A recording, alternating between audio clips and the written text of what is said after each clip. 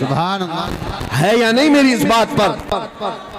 سنو خالد بن ولید جب قلعے کا محاصرہ کر چکے ہیں، عیسائی پادری نے اپنے سارے ساتھیوں سے کہا ہم ان کو 3 دن کا ٹائم دیتے ہیں کہ ہم ان کو صلح کرنے کی بات کریں گے، لیکن میری ایک شرط ہوگی، یا اپنے نوجوان ساتھیوں کو لے کر بازار سے گزرتے ہوئے آ جائے، اگر صحیح سلامت ان کے سارے فوجی آ گئے ہم قلعے کی چابیاں دے دیں گے۔ سارے عیسائیوں نے پوچھا کیا کرنا کیا چاہتے ہو؟ اس پادری نے کہا ملک کی مشہور خوبصورت لڑکیوں کو اور زر و جواہرات کو میں راستے پر بچھا دوں گا، ننگی لڑکیوں کو کھڑا کر رکھوں گا، جب خالد بن ولید کی فوج یہاں سے گزرے گی، نوجوان ہے، نفس بھڑکتا ہے، اور اس طرح سے ایک نوجوان کو خریدنے کے لیے 2 ہی چیزیں ہوتی ہیں، ایک عورت ہے دوسری دولت ہے، اور نوجوان اس میں پھسل جاتا ہے۔ میں جانتا ہوں کہ جب یہ دونوں چیزیں سجا کر رکھ دی جائیں خالد بن ولید کے یہ لشکری ٹوٹ پڑیں گے عورتوں پر اور دولت پر،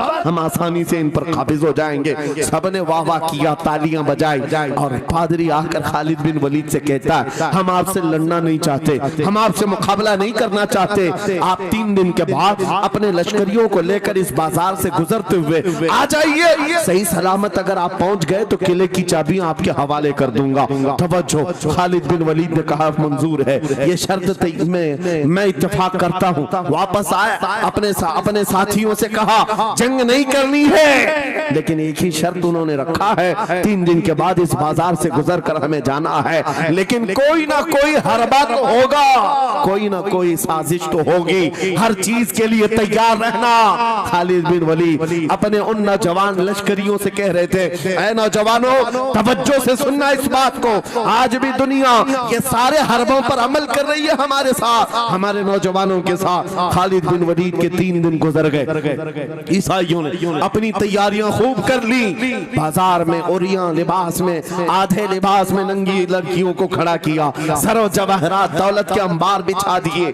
جب خالد بن ولید کے سپاہی میدان میں گزرتے ہوئے اس بازار میں آتے ہیں، پہلا قدم رکھا تھا، نظریں پڑ گئی، خالد بن ولید رک گئے، پلٹ گئے، اپنے لشکریوں سے کہا وہی آج میں تم سے کہہ رہا ہوں، انہوں نے کہا تھا اے نوجوانوں، اے رسول اللہ کے شہدائیوں، تمہاری امتحان کا دن ہے، آج تمہارے امتحان کا دن ہے، اگر تمہارا قدم پھسل گیا صبح قیامت تک تم پر لعنتوں کی پھٹکار ہوگی، اور اگر جمع رہا صبح قیامت تک اللہ کی رحمت کے پھول برسائے جائیں گے۔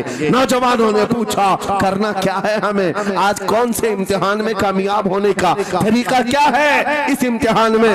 خالد بن ولید نے کہا کچھ نہ کرنا، بس اپنے رسول کی سنت پر عمل کرنا۔ کہا ہم تو کرتے ہیں، یہاں کیا کرنا ہے؟ خالد بن ولید کہتے ہیں میں نے میرے مصطفیٰ کریم کو دیکھا ہے، جب رسول اللہ مدینے کے بازار سے گزرتے تھے اپنی نظریں نیچی کر کے جاتے تھے، آج تم بازار سے جا رہے ہو، بس اس سنت پر عمل کر لو، اپنی حیا کی نظریں جھکا کر چلنا، پھر اس کے بعد اللہ مالک ہے۔ خالد بن ولید کے جوش اور ولولے سے بھری ہوئی یہ تقریر ایسی اثر کر گئی، وہ نوجوان 1-2 نہیں تھے، سینکڑوں کی تعداد میں تھے، سر جھکائے بازار سے ایسے چل رہے ہیں، تاریخ نگار کہتے ہیں وہ اس طرح سے چل رہے تھے کہ ان کے سروں پر انڈا بھی رکھ دیا جاتا تو نہیں گرتا، نہ ادھر ہلائے نہ ادھر ہلائے، نہ ادھر دیکھے نہ ادھر دیکھے، اور برابر اپنی نظریں زمین پر جھکائے ہوئے تیزی سے چلتے ہوئے اس قلعے کے پھاٹک تک پہنچ گئے۔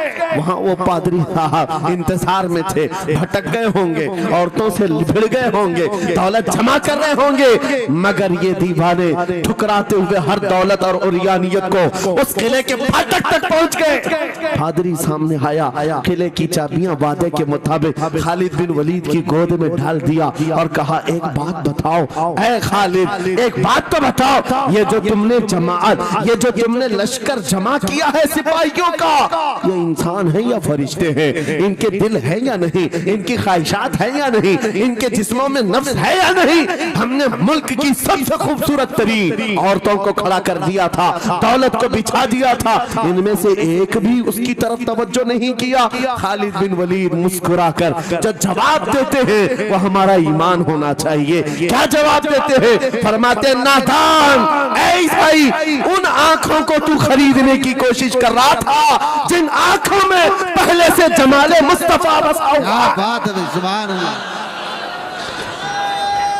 اللہ